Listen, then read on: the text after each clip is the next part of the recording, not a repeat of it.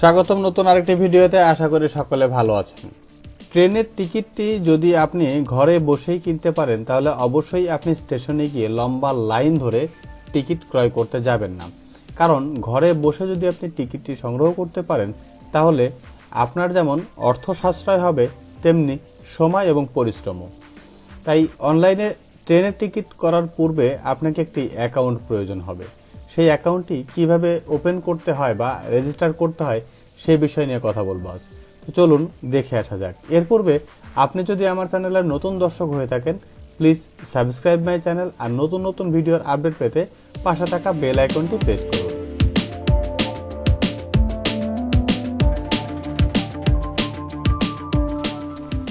আমরা প্রথমেই একটি ওয়েবসাইটে প্রবেশ করব। ওয়েবসাইটটির নাম হচ্ছে sheba.cnsbd.com।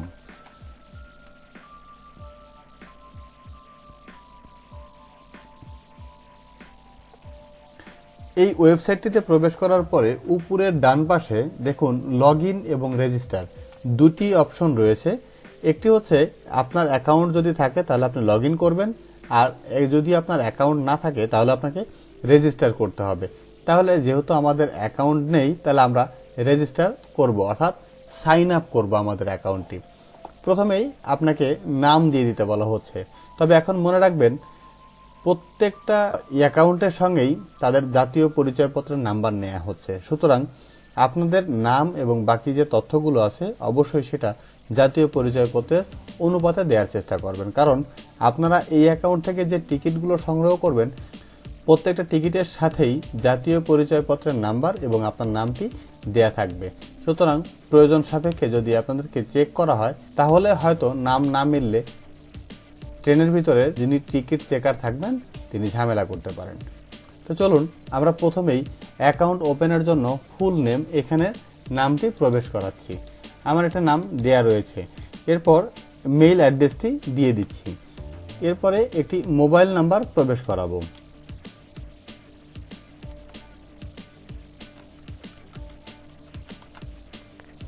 এই মোবাইল নাম্বারটি নতুন করে আবারও প্রবেশ করাতে হবে। তারপরে এখানে একটি পাসওয়ার্ড দিয়ে দিব।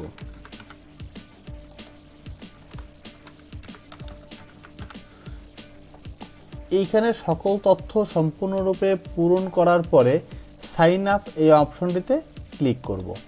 এখানে দুঃখিত, এখানের যে ইমেইল অ্যাড্রেসটি রয়েছে সেই ইমেইল অ্যাড্রেসটি আগেই রেজিস্টার্ড হওয়ার কারণে আমাকে দেখানো হচ্ছে যে এই ইমেইল অ্যাড্রেসটির পরিবর্তে অন্য একটি ইমেইল অ্যাড্রেস ব্যবহার করার জন্য আমি অন্য একটি ইমেইল অ্যাড্রেস দিয়ে রাখছি।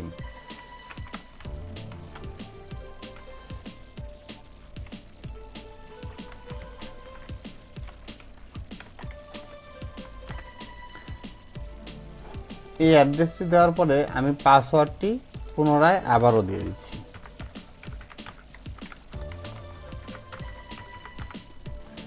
তারপর আমরা এই সাইন আপ অপশনটিতে ক্লিক করব। এবার দেখুন আমাদের এই নাম্বারে একটি এসএমএস পাঠানো হয়েছে। এই এসএমএসটি আমরা এখানে অ্যাড করে দেওয়ার পরে আমাদের অ্যাকাউন্টটি চালু হয়ে যাবে। আমি কোড নাম্বারটি দিয়ে দিচ্ছি। এরপর এই ভেরিফাই অপশনটিতে ক্লিক করব। এই ভেরিফাই অপশনটিতে ক্লিক করার পরে আমাকে কিন্তু দেখাচ্ছে mobile number is verified successful, তার মানে আমার কিন্তু অ্যাকাউন্টটি অ্যাক্টিভ হয়েছে। এখন আমি চাইলেই অ্যাকাউন্টটিকে লগ ইন করতে পারবো। চলুন লগ ইন করে দেখে নেওয়া যাক।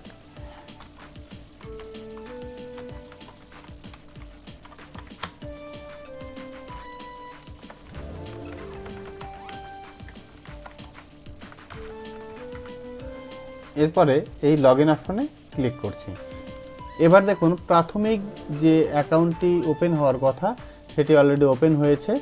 এখন আমার কাছে এডিশনাল কিছু ইনফরমেশন চাচ্ছে, যে ইনফরমেশনগুলো না দিলে হয়তো প্রথম অবস্থা আপনি একটি দুটো টিকিট করতে পারবেন, তারপরে আপনার অ্যাকাউন্টটিকে সাসপেন্ড করে দেওয়া হবে। অতএব আপনাকে এখানে এই যে আপডেট ইউজার ইনফরমেশন এই ইনফরমেশনগুলো প্রোভাইড করতে হবে। যেমন প্যাসেঞ্জার নেম আপনি দিয়ে রেখেছেন, পোস্টাল কোড আমি এক্সাম্পল হিসেবে পোস্টাল কোড দিয়ে দিচ্ছি। ডেট অফ বার্থ, আমি ডেট অফ বার্থ চয়েস করছি। ধরুন 2000 সালের জানুয়ারি মাসের 1 তারিখে জন্ম, জেন্ডার মেল। আর অ্যাড্রেস আমি দিলাম শুধুমাত্র ঢাকা দিয়ে রাখছি দেখানোর জন্য। দেখুন এখানে আমাকে জন্ম নিবন্ধন সনদ অথবা জাতীয় পরিচয়পত্র দুটির যে কোনো একটি প্রবেশ করাতে বলছে। আমি যদি এখানে জন্ম নিবন্ধন সনদ বা জাতীয় পরিচয়পত্রের নাম্বারটি সঠিক না দেই, তাহলে কিন্তু অবশ্যই এই জায়গাটি আমাকে ভুল ধরবে এবং আমাকে সঠিক নাম্বারটি প্রদান করতে বলা হবে। তা আমি দেখুন একটি নাম্বার প্রবেশ করাচ্ছি এবং সেই নাম্বারটি যদি সঠিক না হয় তাহলে একটি মেসেজও দিবে। আমি ধরেন আরও দুটি নাম্বার প্রবেশ করাচ্ছি।